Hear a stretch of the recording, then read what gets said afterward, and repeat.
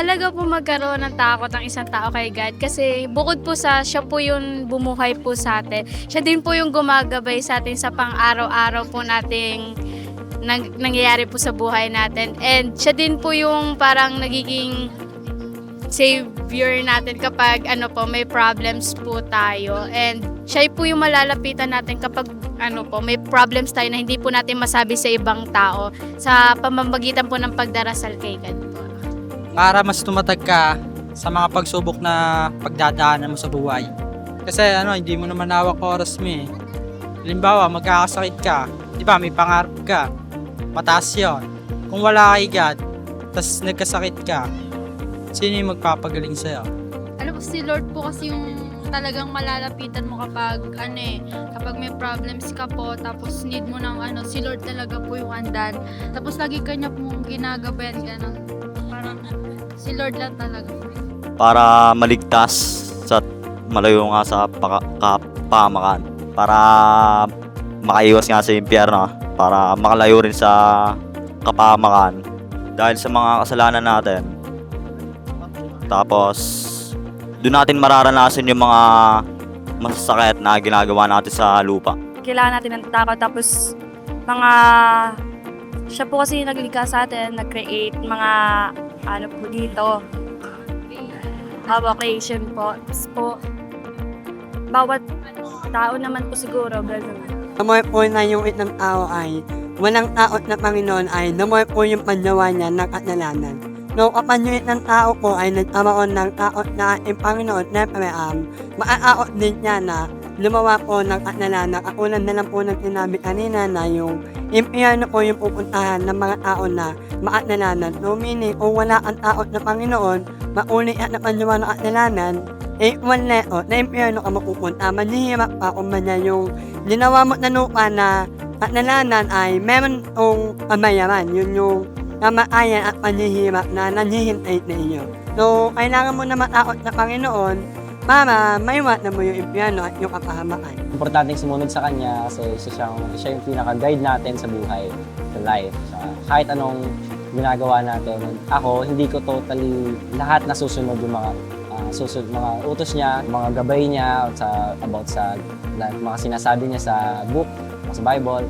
Pero for me, siya yung talagang pahinga ko kapag sobrang pagod ako sa music. Sa music, siya yung hinihingan ko ng wisdom kapag minsan nakakapagod ng tumugtog, burnout na ako tumugtog, gusto ko naman ng ibang bagay, sa kanya ako humingi ng energy, strength, guidance sa mga ginagawa ko. Tsaka sobrang thankful din sa mga binibigay niyang opportunity na sobrang unexpected. Madalas ko talagang kinakanta yung mga worship songs. Lalo na minsan kapag may mga Christian akong audience, talagang kinakanta ko yung mga worship songs na gusto ng mga tao na sobrang thankful din ako. At ayun lang, kaya sobrang mahalagang sundin siya kasi maraming privilege, marami siyang opportunity na ibibigay sa'yo. Marami siyang bagay na kayang gawin para sa buhay mo, mas malaki pa yung plano niya kaysa sa sarili mong plano sa buhay. Ayun lang. Sa larangan ng psychology, ang pagkilala sa isang mas mataas na moral authority o paniniwala sa pananagutan sa isang nakahihigit na kapangyarihan ay maaaring magsilbing mahalagang gabay sa pag-uugali at pagdedesisyon ng tao. Ayon sa mga pag-aaral, ang mga taong may matibay na espiritual na paniniwala ay kadalasang nagtataglay ng mas mataas na antas ng self-control, pro-social behavior, at malinaw na layunin sa buhay.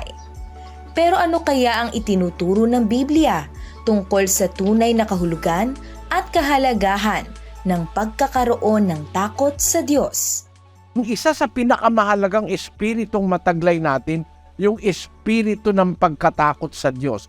Sabi, matakot ka sa Diyos, sundin mo ang kanyang utos. Ito ang buong katungkulan ng tao. Lahat ng tao dapat may takot sa Diyos eh. Pagka meron ka nung espiritu kasi yan eh. Kaya ako sinasabi ito, napabasa ko sa Biblia, nararamdaman ko. Yung espiritu na yun ang mag-guide sa'yo pagka halimbawa mananakim ka na. O kaya mang-aagrabyado ka na sa kapatid. O kaya magsisinungaling ka na. O kaya magte-take advantage ka na. o kaya ikaw ay gagawa na ng hindi tama, yung espiritu ng takot sa Diyos na yun ang pipigil sa'yo sa lahat ng yan eh. Nararamdaman ko yun eh.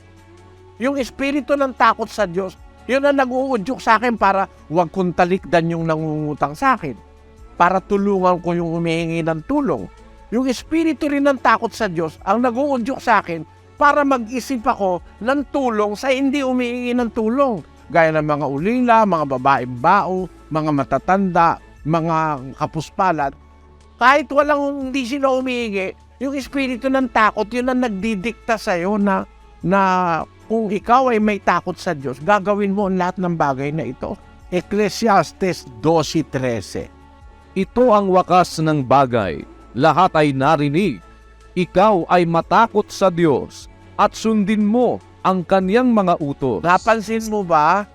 Ito ang wakas ng bagay. Lahat ay narinig. Ikaw ay matakot sa Diyos. Kaya, pagka ang tao may takot na sa Diyos, ano susunod? Matututo ng sumunod sa utos.